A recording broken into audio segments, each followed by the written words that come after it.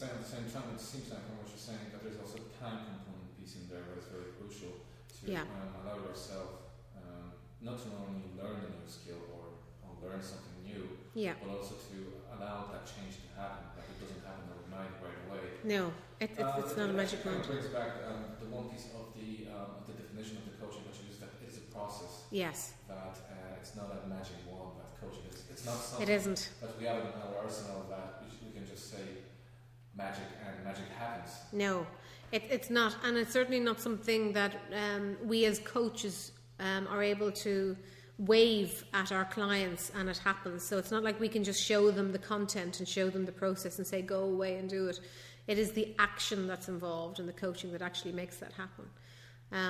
And so, you know, if you go to the gym, you take on a personal trainer and you go and work out really hard, and the next day you notice, or even after the session you notice, don't feel any different, don't feel like I've tried out any new muscles, don't feel like I've worked any part of my body that I haven't worked before. You kind of feel like the process didn't work. So the next day you feel the resistance. If it's been a good personal training session, you feel that resistance because you have sore muscles and you ache. And that's the resistance, the piece of uncomfortable. But it also is an indicator something has changed. I've done something different. My body is reacting differently now to who I am. Similar in coaching, that yes, you will feel the burn in some parts because it's resistant, but it's okay because you know it's part of the changing process. So you'll feel the pain. You'll understand that it's really more about that awareness and accepting yourself that this is part of the change. No pain, no gain. God, it hurts. Don't worry, it's all going to be good. Because you know what happens on day 3. Day 2, you know, it's still kind of hurting. And day 3, you're like, thank God. And when you go back to the gym or you go to use those muscles the next time, it doesn't hurt anymore because you flex them and you've developed them. It's actually quite an interesting comparison to the gym because it seems like that coaching, not only coaching for you as a facilitator, but also for everyone else as a self-coaching tool, actually depends a lot on using the muscles that we have in our brains. Totally. And actually constantly exercising them and sustaining them, nourishing them at the same time. Yes. And there is a maintenance involved in coaching, this self-coaching ability. Scary. Maintenance. Well, I think if you go to a lot of trouble to, you know, get yourself into a really good shape, it's worth maintaining it. And the maintenance is always less effort than that first initial, you know, going and working on the treadmill, working on the new ideas, working on new beliefs, working on understanding who you are as an individual, where your strengths are, areas for improvement. All that information can feel uncomfortable when it arrives first, but once you work through it, and the best thing about coaching is you're not doing it alone. You can share the pain quite a bit. And as coaches, we prepare our clients for that. So we prepare as part of this process during the structure, during the personal development, no matter what it's on, whatever your topic is. We need to challenge what's in the room to see where the resistance and the tensions are so we can work through them, and that's where the new ideas come. So I was trying to say that we do have a support group for people who are in pain. We do, yes, and it's called coaching, and that's why there's more than one session to coaching, and that's why it's not a magic wand. It does take commitment to the process. And when you are engaging in a coaching process for personal development, you need to engage in a minimum of 4 sessions to allow for that to happen, the natural development then of the skills and the coping mechanisms and the new strategies arrive before you finish the coaching. You did mention earlier, but there's actually a lot of reasons why people decide to go with coaching. Yeah. Now, from your own experience, just 10 years now as a facilitator and as a brain of a PSG, what the reasons that you've met from graduates? What was their reason for coming onto the course? Well, if you think about it from a course, and one of the courses, the diploma in executive and life coaching, people come into that course there's usually 3 main reasons for that. One is to walk away with a professional qualification that's recognised. Obviously, that's hugely important to your employability, to getting a job, to being recognised as a professional coach. Yeah, that kind of makes sense. Yeah, that makes really good sense. People come on because they already have a job and they need to upskill and they need to have current skills in that job. Because again, we have lots of students and past graduates who were coaching in the workplace, but because they didn't have a professional structure, or they weren't current in their best practice models and tools, they weren't being recognised as coaches. So people use it to upskill and be current with the skills that they have. And the third group of people come is for personal development, is to be exposed to the safe learning environment, to be challenged by the facilitation and the exercises, and also to experience what it's like becoming a practitioner coach. So it's really three main reasons why people come on the course. I like that part about being challenged.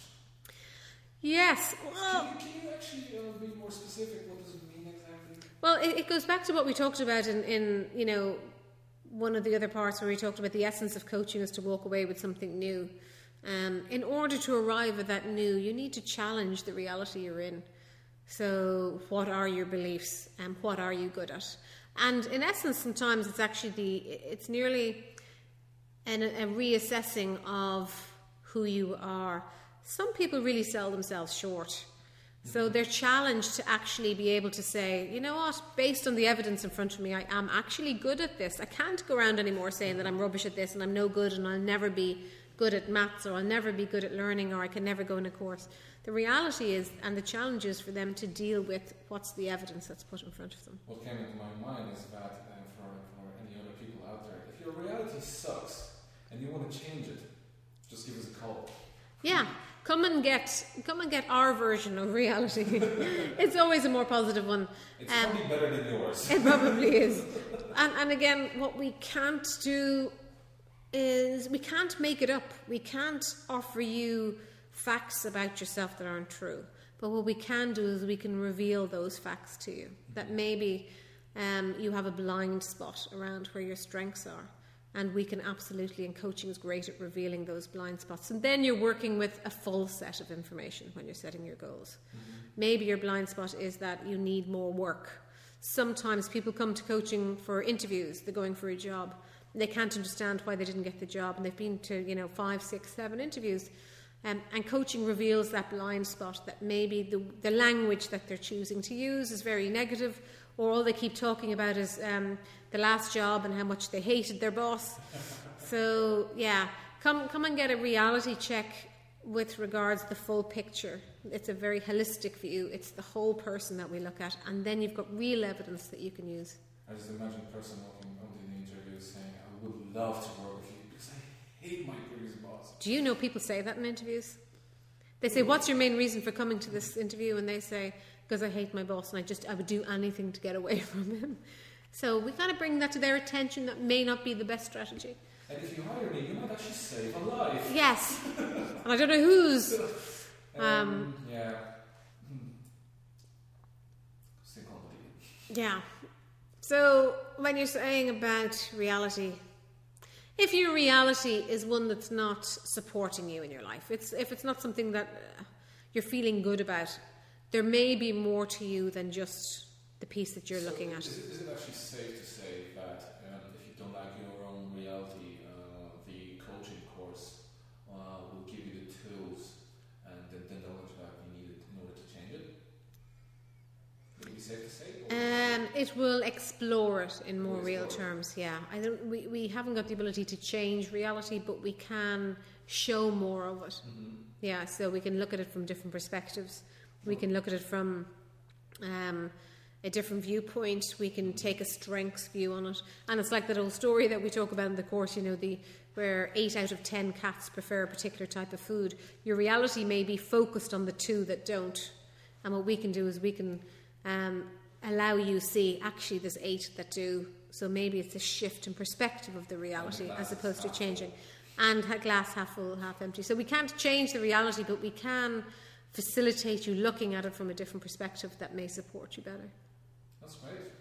It sounds really good, and I think that it is definitely something that we're going to get back to our next episode. Where in details, we're going to discuss one of the courses that PSG facilitating is Life and Executive Coaching Diploma. Brilliant.